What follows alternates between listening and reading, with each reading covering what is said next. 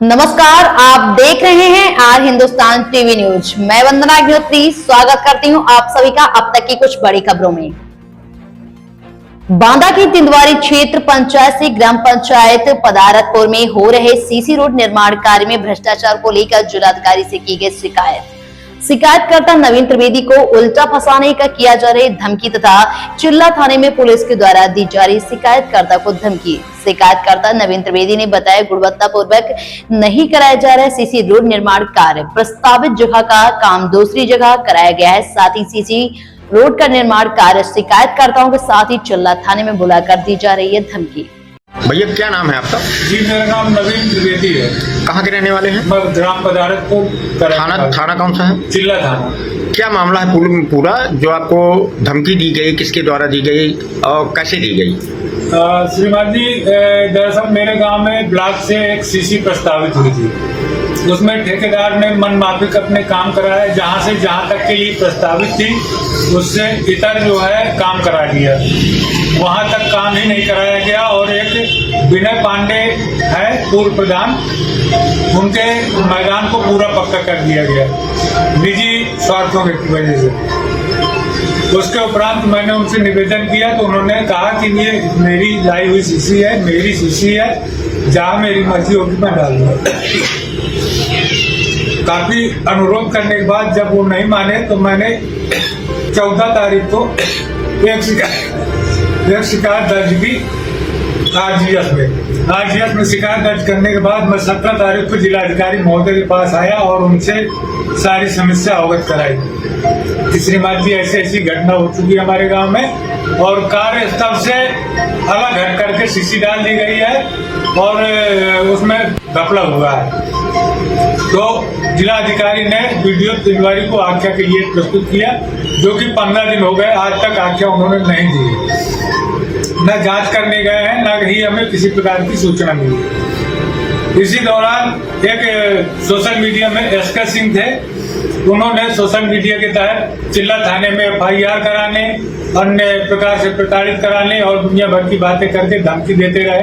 हालांकि उनकी स्क्रीनशॉट मेरे पास मौजूद है। मैंने भी सोचा कि चलिए फोन की बात है, कोई बात नहीं। इसी दौरान मेरी ब्लॉक प्रमुख पति से भी वार्ता हुई। उन्होंने पूछा कि क्या समस्या है, मैंने उनको समस्या बताया। उन्होंने कहा कि मैं समाधान के लिए आपसे संपर्क करूंगा। इसके बाद धमकियां मिलनी शुरू हो गई चारों तरफ से। आदमी आकर के कहने लगा मैंने गांव छोड़ दिया, गांव जाना बंद कर दिया।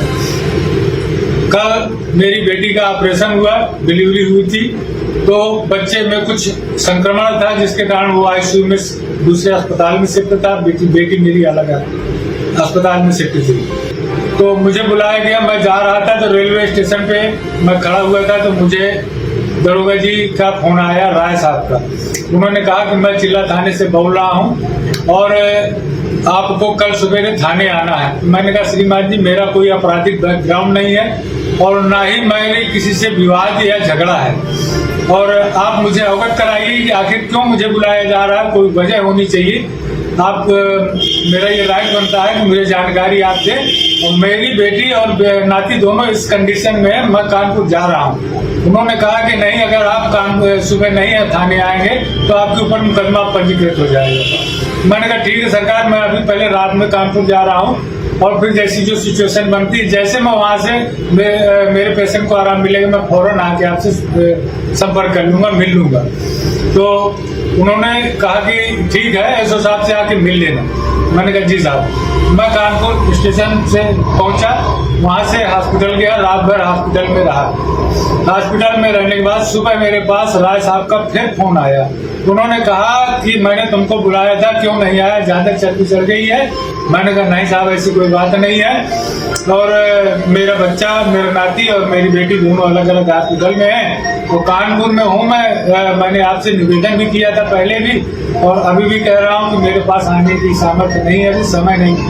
तो उन्होंने कहा कि नहीं आओगे तो शाम तक तुम्हारे ऊपर मुकदमा पंजीकृत कर दूंगा और बाकी तुम अपने जानना, तुम्हारा काम जाने। तो मैं बस अपने नाती को वहां पे हॉस्पिटल में छोड़ करके और चला आया। मैं किन परिस्थितियों से जूझता हुआ आया, मैंने अपने बचाव के लिए रास्ते में एक वीडियो बनाया, पूरी समस्या उसमें अवगत कराई और अवगत कराने के बाद मैंने वीडियो अपने पत्रकार साथियों को समर्पित करके फोन स्विच ऑफ करके थाने गया। थाने में राज साहब ने मुझे बहुत धमकी भरे लहजे में मुझसे बात की। कुछ पत्रकार साथियों के फोन पहुंचने के बाद मामला विवादित होता है तो उन्होंने मुझसे कहा कि तुम जाओ यहाँ से और जब आराम मिल जाए तब आकर के थाने में एक्सप्लेन करना, रिपोर्ट करना अपनी और मुकदमा अपना देखना। हमने कहा ठीक है साहब, मैं वापस बांधा चला गया। क्या नाम है दरोगा का? अनिल राय सर। अनिल राय है जी।